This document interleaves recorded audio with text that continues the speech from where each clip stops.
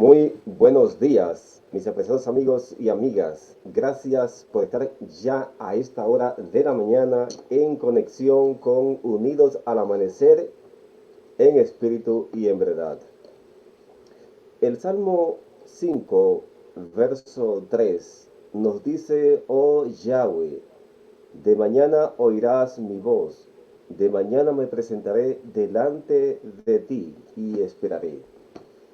Y en esta mañana pues estamos con ese propósito, que lo que están a esta hora de la mañana, por lo menos aquí en esta parte de Estados Unidos, en la parte este de Massachusetts, y también lo que nos están acompañando en otras latitudes, en otros países, como son Centroamérica, el Caribe, todavía es en la mañana, y estamos temprano buscando la presencia de Dios a través del estudio de su palabra y también expresándole a través de la oración al Creador cada una de las bendiciones por las cuales estamos agradecidos. Así que bienvenido a este momento en que podemos estar en conexión con la palabra de Dios y también conectados espiritual, mentalmente, con cada uno de ustedes que están en sintonía, que están conectados a través de este medio de red social. Recordamos que para aquellos que se están conectando con nosotros desde Centroamérica a las 5 de la mañana, 6 de la mañana para Colombia, Ecuador, Perú, México, 6 de la mañana para aquí, parte de Estados Unidos, y 7 de la mañana para República Dominicana, Cuba, Puerto Rico, Haití, Venezuela, Bolivia y Paraguay. Igualmente, pues, aquellos países que nos están siguiendo en otras áreas, como son Argentina, 8 de la mañana, Brasil, Chile, Uruguay, y ya a las 11 de la tarde para España e Italia. Bendiciones para todos ustedes y que podamos estar siguiendo el hilo de la presentación del estudio de este día. Bien, nosotros queremos en esta mañana pues que podamos también cantar, y vamos a poner un himno para que participemos a través del canto en este día de preparación, viernes 25 de noviembre de 2022. Queremos agradecerle a todos ustedes los que se están suscribiendo al canal en YouTube, para que podamos pues tener más alcance, y queremos que usted pueda también ayudarnos, no solamente suscribiéndose, sino también pasando el enlace para que otras personas también puedan pues estar también conectados por este medio, y así podamos tener más alcance con más personas que puedan escuchar cada una de las presentaciones que hacemos cada semana. Así que vaya a YouTube y el nombre con usted escribir, si es que no lo sabe todavía, si no está suscrito, Pregón Radio TV, le va a aparecer este canal en YouTube, Pregón Radio TV, y lo va a encontrar fácilmente. Muy bien, vamos entonces a prepararnos para que entremos al estudio. Recuerde que hemos comenzado la serie para estudiar los orígenes del pueblo adventista. Estamos presentando estamos presentando las creencias de los adventistas que creyeron nuestros fundadores, conocidos como los pioneros, porque fueron los primeros en creer este mensaje. Presentamos ya la introducción, la primera parte, vimos algunos personajes, algunos pioneros, cómo pensaban ellos en el tema de la deidad específicamente. Y hoy vamos a seguir con la segunda parte, donde vamos a entrar ya en parte más profunda y vamos a presentar las creencias de la familia White. La hermana Elena G. de White, su esposo Jaime White y también algunos de sus hijos, y veremos cómo pensaban ellos. Es posible que usted nunca en su vida, si usted tiene pocos años en la iglesia adventista, y como dijimos en la semana pasada, aún teniendo muchos años, es muy probable que usted tampoco se haya enterado de cómo pensaban, qué creían, hasta que murieron los fundadores de la iglesia adventista. Y específicamente estamos aquí tocando un tema muy interesante, un tema que es centrado en la Sagrada Escritura, el tema de la deidad. Déjenme decirle que cada organización, cada denominación, cada iglesia tiene una doctrina central que le dio origen, digamos, a esa organización, a esa denominación, a esa iglesia. La iglesia católica tiene una o varias creencias centrales, pero una se destaca. Entre los adventistas está el santuario. Sin embargo, aquí es donde está, digamos, la parte más interesante. Siendo el santuario la doctrina central de los adventistas que le dio origen, porque esto explicó el chasco, aún así, déjeme decirle que el santuario no tendría valor, no lo tiene, igualmente el sábado, la ley y cualquier otra doctrina, si esta enseñanza no queda clara. Si no queda clara esta enseñanza, no tiene valor ninguna otra enseñanza, y es el tema de la deidad. Porque yo le pregunto a usted, ¿de qué serviría creer en un santuario? ¿De qué serviría creer en el sábado, que es el cuarto mandamiento de los 10 mandamientos, y por ende los 10 mandamientos? ¿De qué serviría creer en el tema de la salud y cualquier otra doctrina que encontremos en la Biblia si usted no tiene claro a qué Dios adoramos? ¿Qué importancia tiene el santuario si no hay Dios? Si no sabemos quién es Dios, si no sabemos cuál es el concepto de la Sagrada Escritura. Entonces vean ustedes que el tema de la deidad arropa cualquiera enseñanza que usted pueda encontrar en la Biblia. Por eso, el desconocer esta enseñanza es un descuido que no puede ser pasado por alto si usted se considera ser un estudioso de la Sagrada Escritura. Porque esta enseñanza, la deidad bíblica, le da luz a cualquiera otra enseñanza que usted pueda encontrar en la Sagrada Escritura. De ahí la importancia que podamos saber qué creían los que fundaron la Iglesia Adventista en cuanto a esta enseñanza. Muy bien, vamos a orar y luego vamos a cantar. Oremos. Nuestro Padre Celestial, le agradecemos porque usted nos permite ver la luz de este nuevo día. Señor, hay muchas personas sufriendo por el clima, y estamos pensando en este momento en aquellos que viven en el país de Ucrania.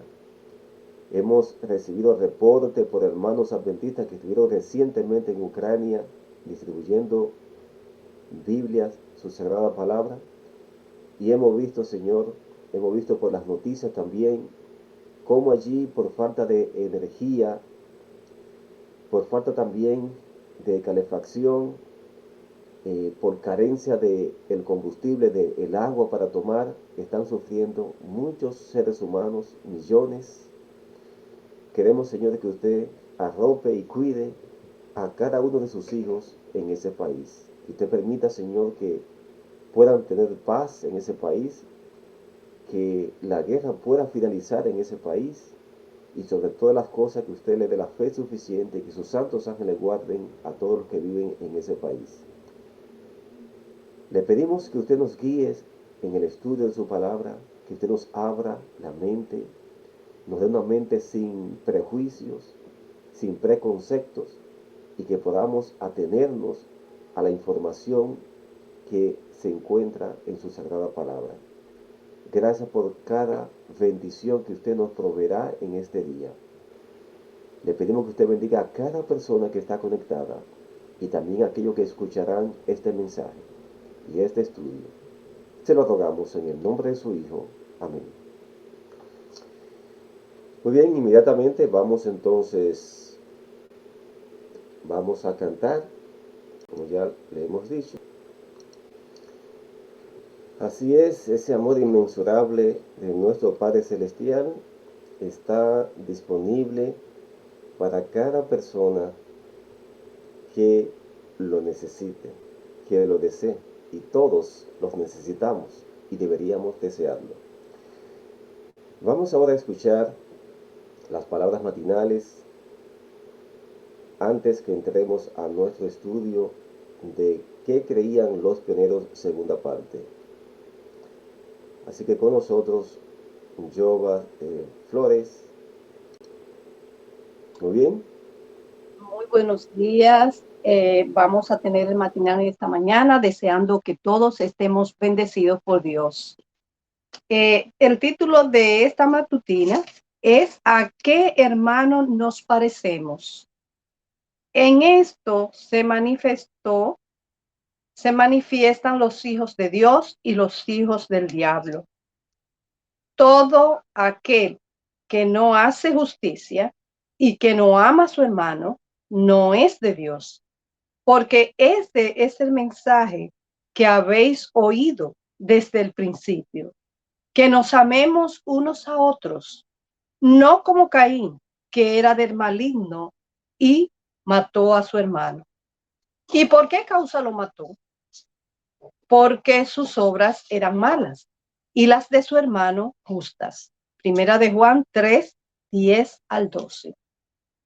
Aquellos que no se han reconciliado con la ley de Yahweh, no se han reconciliado con los que magnifican la ley de Dios, llamándola santa, justa y buena.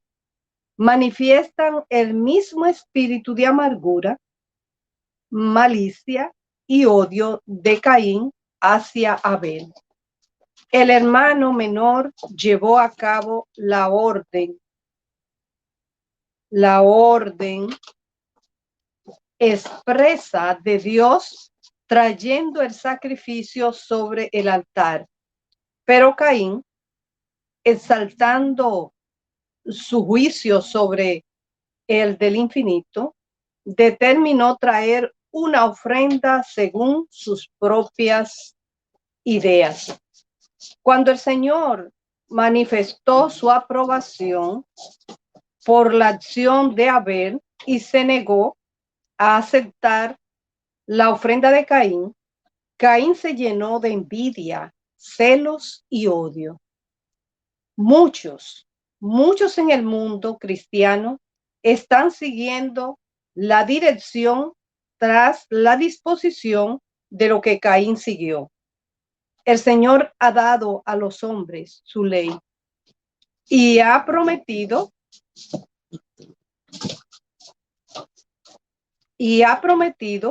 que bendecirá a los que guardan sus mandamientos. En el cuarto mandamiento ha ordenado a los hombres la observancia del sábado, un monumento conmemorativo de su obra creadora y de su poder.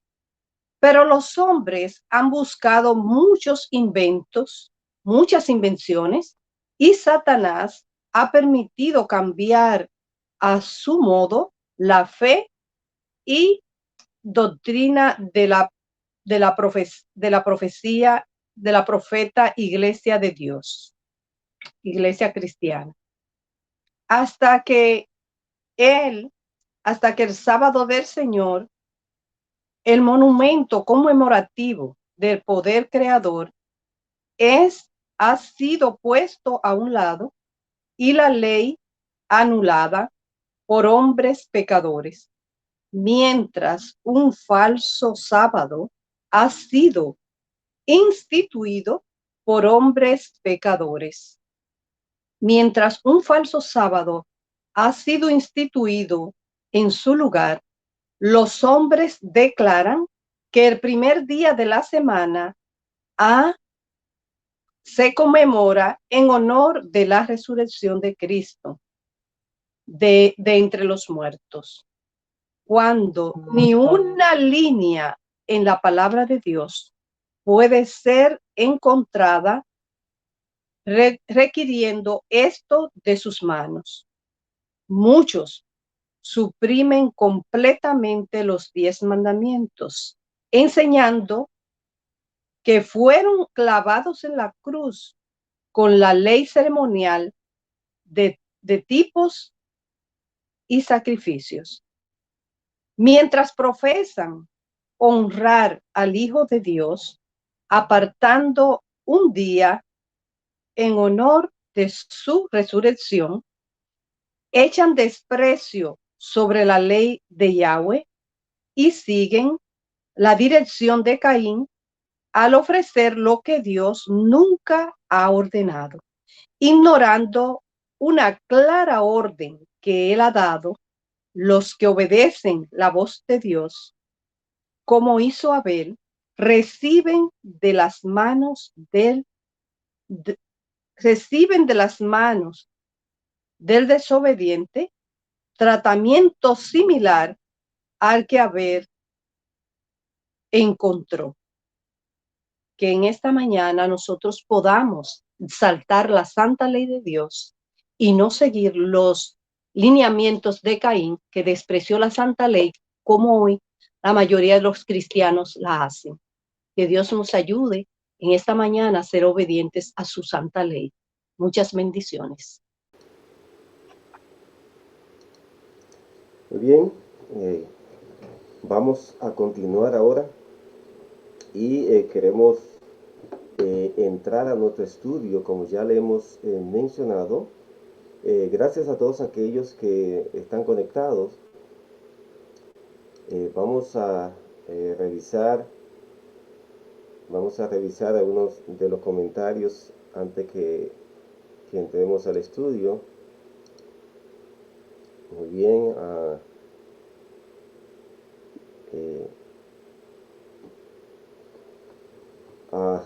Ahí está nuestra hermana Marcia Mullens desde Nueva York. Muy buenos días, mis amados hermanos y Pastor Pascual Flores. Dios me los guarde siempre en su mano poderosa por medio de su Espíritu Santo. Así que gracias, hermana Marcia. Dios la bendiga a usted también y a todos los demás que están conectados.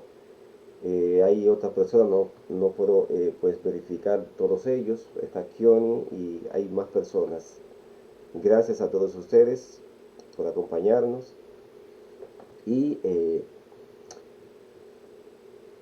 voy a utilizar algunas imágenes para beneficio de todos ustedes, ya que estaremos presentando comentarios de aquellos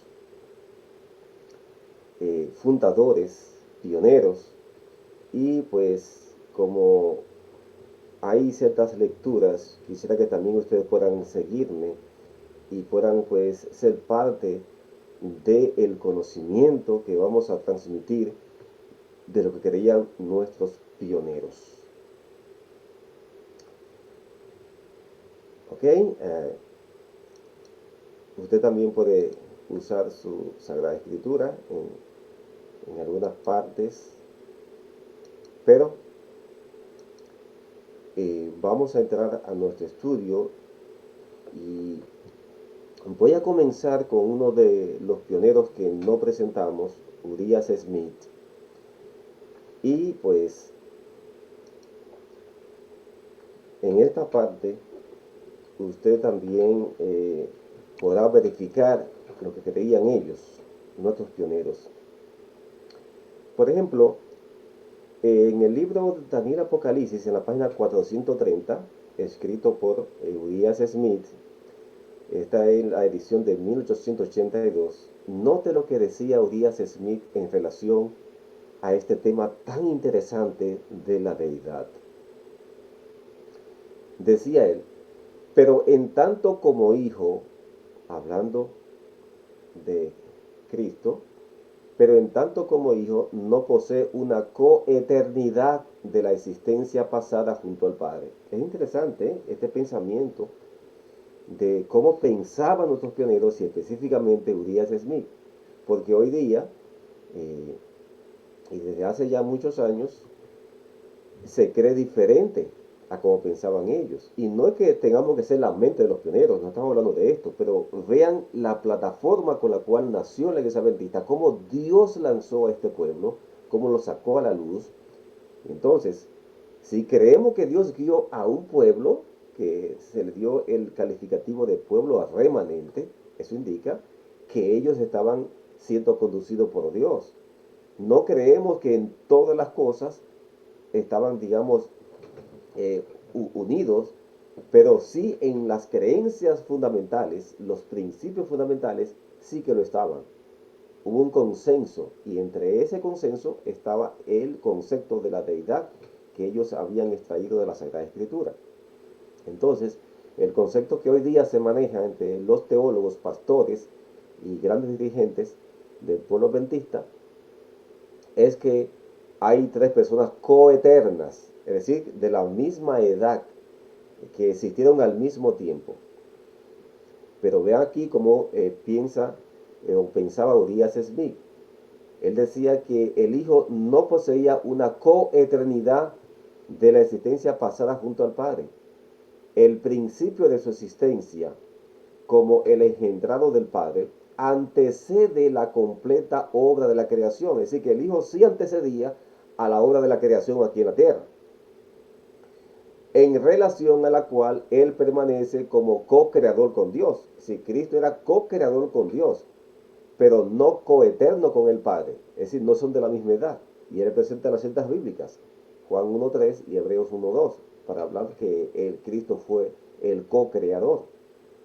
Y ahora pregunta él, ¿no podía el Padre ordenar que a tal ser le rindiera adoración como a él mismo, sin que sea idolatría de parte del adorador? Es decir, que por eso el Padre permite o pide, solicita que al Hijo se le adore. ¿Por qué? Porque son de la misma condición divina, pero eso no indica que sean coeternos. Es un concepto muy diferente. Dice más aquí, Urias Smith, lo ha elevado a una posición donde es propio que sea adorado y hasta ha ordenado que se le rinda culto, lo que no habría sido necesario de haber sido igual con el Padre en eternidad de existencia. O sea, aquí hasta la lógica humana cabe, aparte de la información bíblica. Él dice que si Cristo hubiera sido coeterno con el Padre, no era necesario que el Padre exija o pidiera que le rindan adoración al Hijo, porque automáticamente ya la tendría. Eso es lo que dice Urias Smith. Y tiene sentido bíblico y la lógica también humana entra aquí. El razonamiento normal que Dios le da a cada ser humano. Dice más Urias Smith. Cristo mismo declara que como el Padre tiene vida en sí mismo, así también ha dado al Hijo tener vida en sí mismo.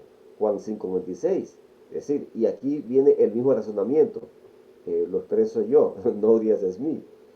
Si hubiera sido coeterno con el Padre, no hubiera sido necesario que un texto dijera que así como el Padre tiene vida en sí mismo, Dios le ha dado que el Hijo tenga vida en sí mismo. Pues automáticamente, de forma inherente, ya la tendría también.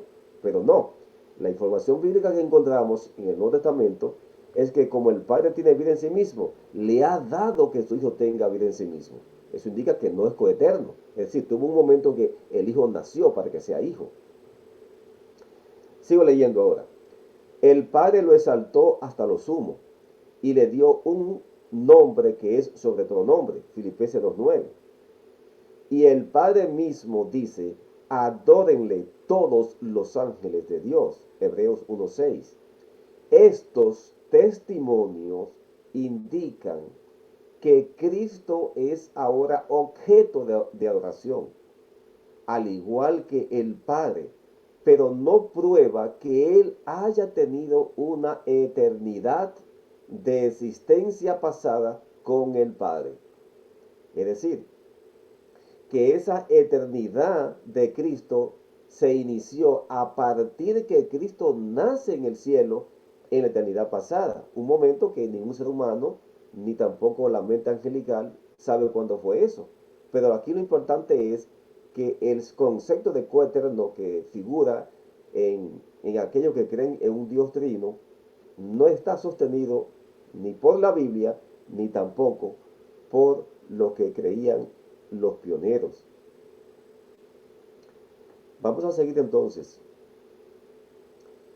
Otro pionero, quizás no tan conocido como Urias Smith, es A.J. Dennis. En Science of the Times del 22 de mayo de 1872, mire usted lo que decía el pionero Dennis. Decía, ¿qué contradicción de términos se encuentra en el lenguaje del credo trinitario? En la unidad de esa deidad hay tres personas, de una misma sustancia, poder y eternidad, el Padre, el Hijo y el Espíritu Santo. Hay muchas cosas que son misteriosas, escritas en la palabra de Dios, pero podemos suponer con seguridad que el Señor nunca nos exige que creamos imposibilidades, pero los credos a menudo lo hacen. ¿De cuál imposibilidad está hablando aquí el pionero Dennis? Bueno, él aquí presenta de que en la unidad de esa deidad hay tres personas, de una misma sustancia, poder y eternidad, el Padre, el Hijo y el Espíritu Santo. Él dice que eso es imposible, bíblicamente, que es imposible. Y hoy día muchos teólogos y pastores, como ya el argumento y el concepto de Trinidad pues ya han sido desenmascarados y ya ha sido presentado por muchos hijos de Dios en todo el mundo en diferentes idiomas. Entonces ahora se han recurrido al argumento de decir que creen en una deidad de tres personas. Y hay muchos ministerios adventistas históricos, supuestamente históricos, que no sabemos a qué le llaman históricos, porque solamente son históricos para aquellos que creen que está de moda o que le pueden sacar ventaja, diciendo que no creen en la Trinidad, pero que sí creen en una deidad de tres personas. Pues aquí el pionero Dennis está hablando que eso es algo insostenible y que es algo imposible en la Sagrada Escritura hablar de una deidad de tres personas. No te lo voy a repetir la frase de él. Dice, en la unidad de esa deidad hay tres personas de una misma sustancia, poder y eternidad, el Padre, el Hijo y el Espíritu Santo. Y luego dice que eso es imposible en la Sagrada Escritura. Entonces el término de deidad de tres personas no es algo nuevo. Ya los pioneros se habían anticipado. Así que ni la Trinidad ni deidad de tres personas no es bíblico. Y aquí este pionero lo está presentando como que es una imposibilidad bíblica. Luego, D.H. Hall, otro pionero, decía, la posición inconsistente sostenida por muchos en relación a la Trinidad, como se le denomina, sin duda ha sido la causa fundamental de muchos otros errores. Los puntos de vista erróneos acerca de la divinidad de Cristo son apropiados para llevarnos a otros errores con relación a la naturaleza de la expiación. La doctrina que nos proponemos examinar fue establecida por el Concilio de Nicea en el año 325 después de Cristo, y desde ese momento las personas que no creen en este principio peculiar han sido denunciadas como herejes peligrosos por papas y sacerdotes. Fue por su creencia en esta doctrina que en el año 513 los arrianos fueron declarados malditos. Dice más, como podemos, como no podemos hallar rastro de esa o de esta doctrina previo al origen del hombre de pecado, y como encontramos que en ese tiempo el dogma se estableció más bien por la fuerza que de otro modo, afirmamos el derecho de investigar el asunto y determinar el apoyo de las escrituras sobre esta materia. Justo aquí me enfrento a un punto sobre el cual se pregunta frecuentemente, a saber, ¿cree usted en la divinidad de Cristo? Dice Hall.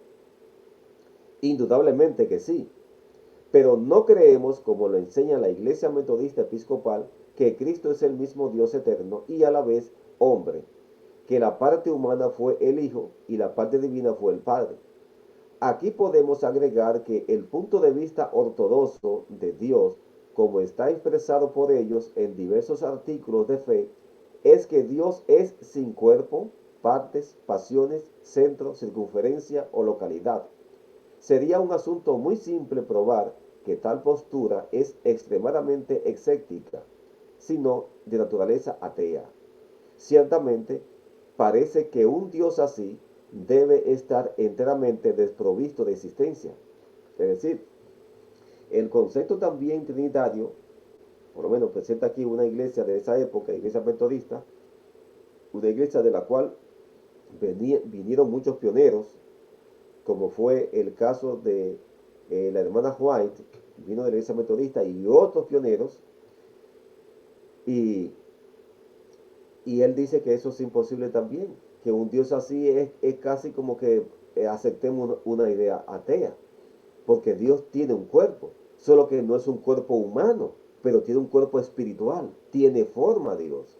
Entonces el concepto trinitario niega todo eso, dice que Dios no tiene pasión, que Dios no tiene cuerpo, que Dios no tiene prácticamente partes. Entonces, es decir, que a Dios se le presenta como si fuera algo, como una materia inerte, como que no tiene, no es una persona.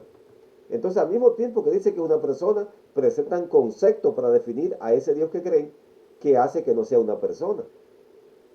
Porque ¿cómo es que somos imagen y semejanza de Dios, como dice Génesis capítulo 1 de la creación, y que Dios no tenga nada de eso? Claro, la única diferencia es, o una de las diferencias es, que Dios no es humano, pero Él tiene un cuerpo espiritual. De paso, el apóstol Pablo habla que hay carne animal y que hay carne y que hay cuerpo animal y que hay cuerpo celestial. Dios tiene un cuerpo celestial o espiritual, no sabemos cómo es, porque dice la Biblia que a Dios nadie le ha visto. Entonces, una cosa es que no lo hayamos visto y otra cosa es que no tenga un cuerpo. Tiene un cuerpo pero espiritual, tiene una forma. Bien, vamos a dejar ese punto allí, pero ese es el punto que aquí presenta este pionero, Hort, y es importante lo que él está presentando porque es uno de los puntos contradictorios de la Trinidad. Y esto está en la Review Herald, volumen 14, en las páginas 193 y la 195 de la edición del 10 de julio del 1859. Y ahora vamos a hablar de un personaje muy conocido en el ámbito adventista dentro de los pioneros. Y es un personaje tal que todo teólogo que ha pasado por la universidad y ha estudiado sabe que en honor a este hombre es que la mayor casa de estudio universitario de la iglesia adventista en el día de hoy lleva su nombre. Me refiero a J. N. Andrews, uno de los hombres más brillantes en el asunto, pues, humanamente hablando, que tenía mucha capacidad intelectual, pero al mismo tiempo fue un hombre de Dios. De paso, fue uno de los misioneros, creo que el primero que fue enviado fuera de Estados Unidos como misionero a Europa. Veamos cómo pensaba J. N. Andrews. El 6 de marzo de 1855, en la Review Herald, allí, miren lo que escribió J.N. Andrews. La doctrina de la Trinidad fue establecida en la Iglesia por medio del Concilio de Nicea del año 325 después de Cristo. Claro, cuando escuchamos este tipo de declaración, estamos hablando de que allí pues se le dio forma a la Trinidad. Pero eh, personalmente quiero aclarar que antes de esa fecha ya se venía, digamos, tejiendo, se venía dándole forma a ese concepto, y no es más sino que unos años más adelante, por el 381, es cuando se le da forma totalmente a la Trinidad. Pero allí se hizo un gran esfuerzo en el Concilio de Nicea, como dice J.N. Andrews. Sigo leyendo. Esta doctrina destruye la personalidad de Dios y de su Hijo Jesucristo nuestro Señor. Las impopulares medidas mediante las cuales fue impuesta sobre la Iglesia y aparecen en las páginas de la historia eclesiástica, bien podían hacer que cada creyente de esa doctrina se ruborice, es decir, se avergüence de cómo nació esta doctrina. ¿Qué más escribió J.N. Andrews? En otra parte de la Review Herald, esta vez del año 1881, escribió lo siguiente: y en cuanto al Hijo de Dios, también sería excluido, pues tenía a Dios por su Padre, y en algún momento de la eternidad pasada habían comenzado sus días. De modo que, si empleamos el lenguaje de Pablo en sentido absoluto, sería imposible hallar más que un ser en todo el universo, y ese es Dios el Padre, quien no tiene padre o madre o ascendiente o principio de días o final de existencia. Como hemos visto, aquí J.N. Andrews estaba bien claro en el concepto de que Cristo tuvo un origen cuando nació del Padre en la eternidad pasada. Hoy día, el concepto que está dentro de la Iglesia, que se infiltró con la teoría y el dogma de la Trinidad, es que es coeterno con el Padre y que Él nunca nació en el cielo, sino que hace un papel, como un teatro, que está haciendo un rol, y que solamente es hijo cuando nace a través de la Virgen María. Pero eso no fue lo que creyó la Iglesia al principio, y eso no es lo que dice la Biblia. Vamos a, vamos a dejarlo hasta allí. Pero lo que hemos visto aquí básico es que el concepto de J.N. Andrews es que Cristo había nacido en la eternidad pasada en el cielo, y que el único ser que no tiene comienzo de principio en ningún sentido es Dios el Padre. Concepto de J.N. Andrews.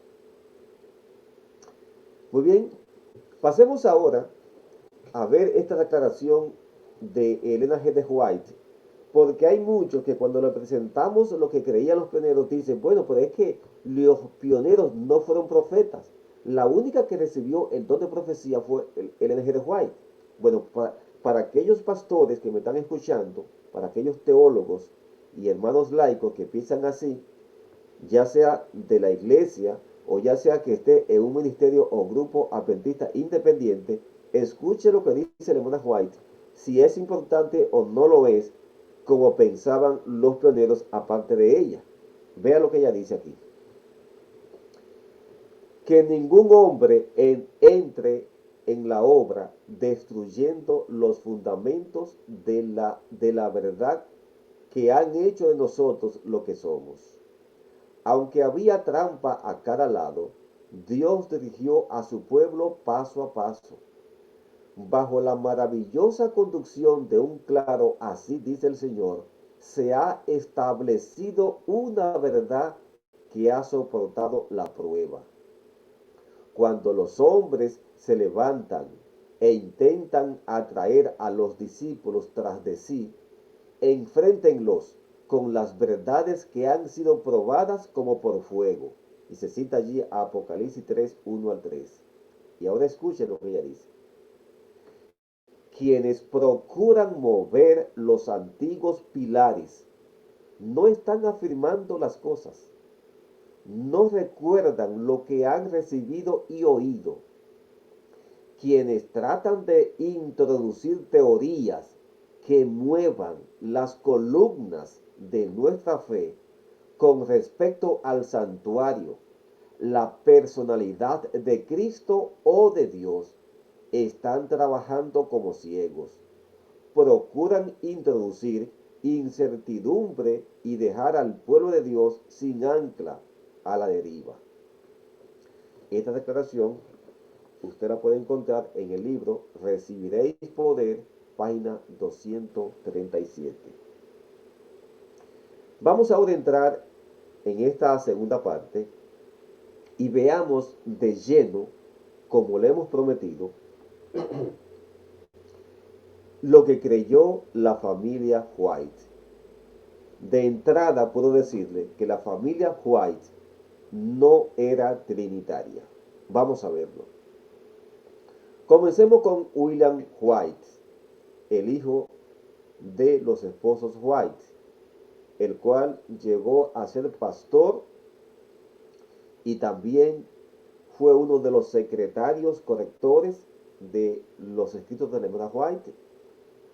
Y vean lo que escribió el pastor William White, hijo de la hermana White. Decía: existen muchas escrituras que hablan del Padre y del Hijo, y la ausencia en las escrituras de referencias similares con la obra unida del Padre y del Espíritu Santo, o de Cristo y del Espíritu Santo, me han llevado a creer que el Espíritu sin individualidad es el representante del Padre y del Hijo a través de todo el universo,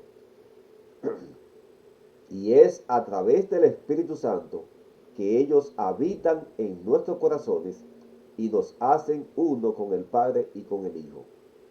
Eso está en una carta enviada a H.W. Carr el 30 de abril de 1935, donde él responde a esta persona. Muy bien. Veamos ahora lo que escribe Exxon White.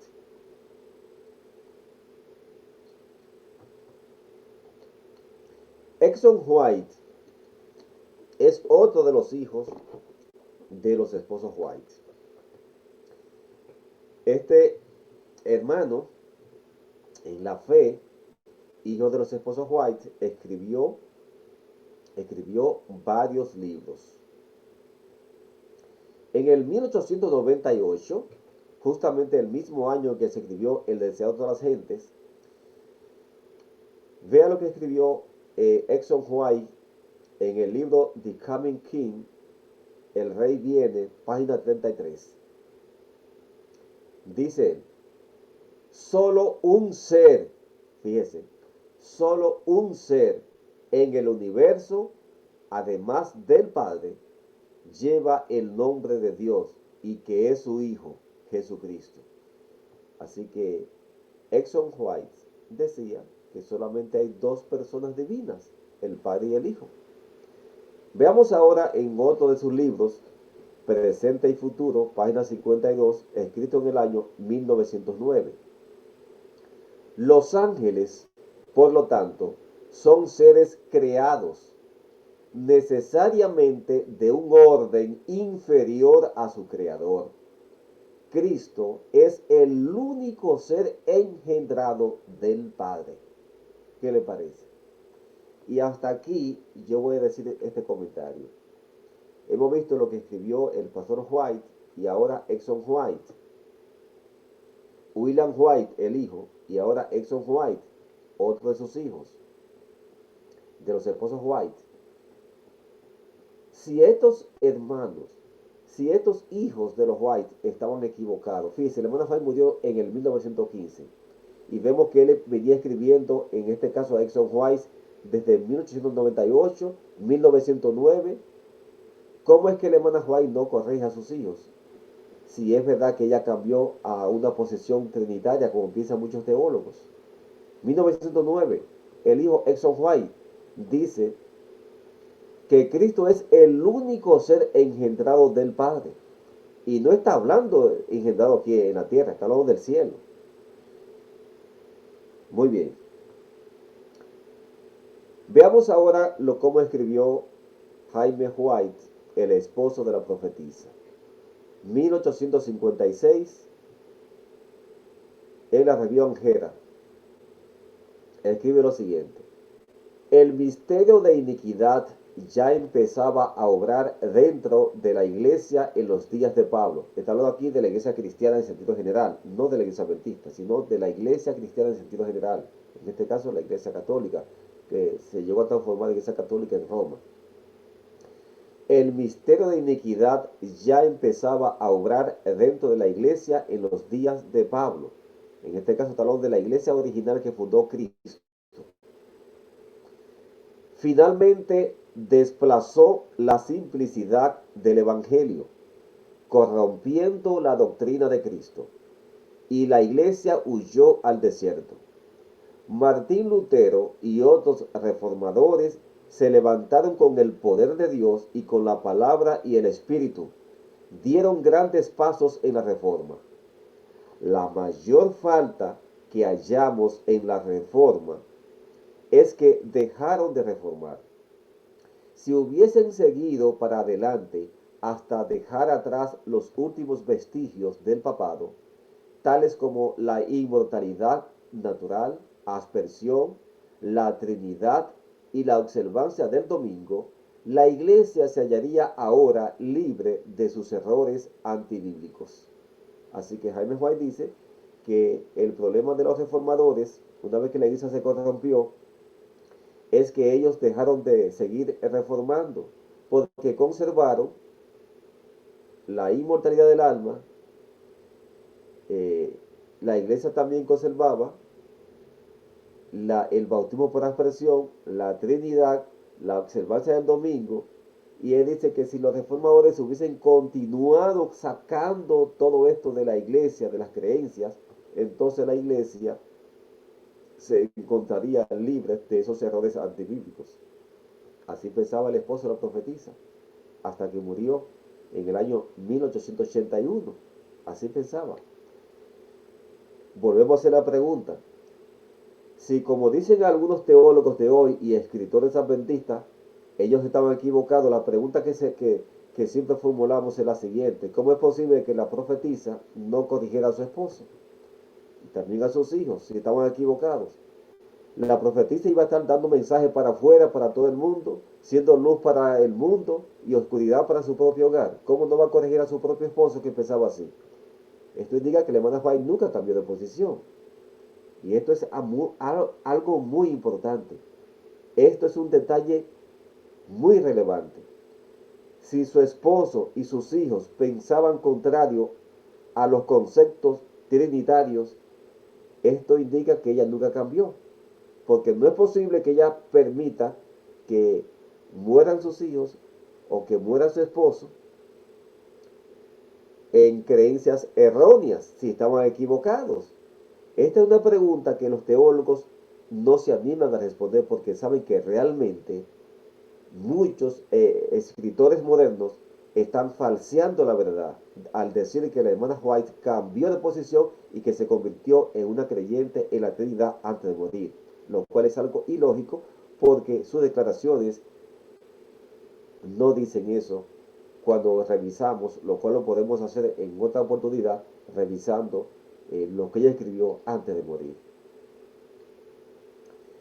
Vea lo que dice aquí la misma Ellen G. White para que concluyamos con la familia White.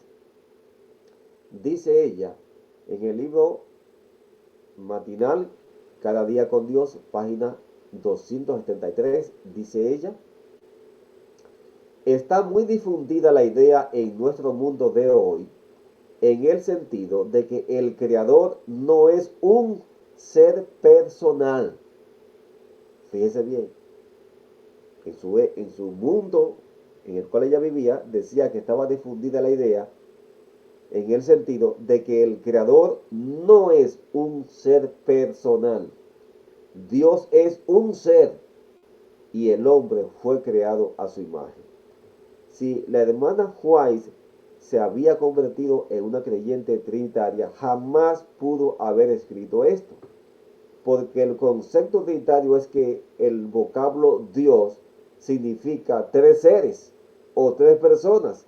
Pero ella me dice aquí que Dios es un ser personal y que en su tiempo estaba difundida esa idea de que Dios no era un ser personal. ¿Y qué dice la Trinidad? Ah, que Dios son tres seres personales, que Dios son tres personas. Ella dice aquí, Dios es un ser y el hombre fue creado a su imagen. Esto es algo contundente, que cada teólogo de esos que tienen maestría y doctorado, que la maestría pues yo diría que no sé para qué le ha servido, pueda leer y releer lo que esta simple declaración nos está diciendo aquí. Dios es un ser, no es una colección de seres, es un ser Dios. Veamos ahora otro pensamiento sacado de la revista Adventista y Heraldo del Sábado, pero escrita en el año 1895. Ya había muerto su esposo, porque muere en 1881 el pastor White, Jaime White. Vea lo que ella escribe en esta fecha. El Padre eterno, inmutable, que dio a su Hijo unigénito, arrancóse de su seno a aquel quien había sido hecho en la expresa imagen de su persona, y lo envió abajo a la tierra a revelar cuán grandemente él amaba a la humanidad.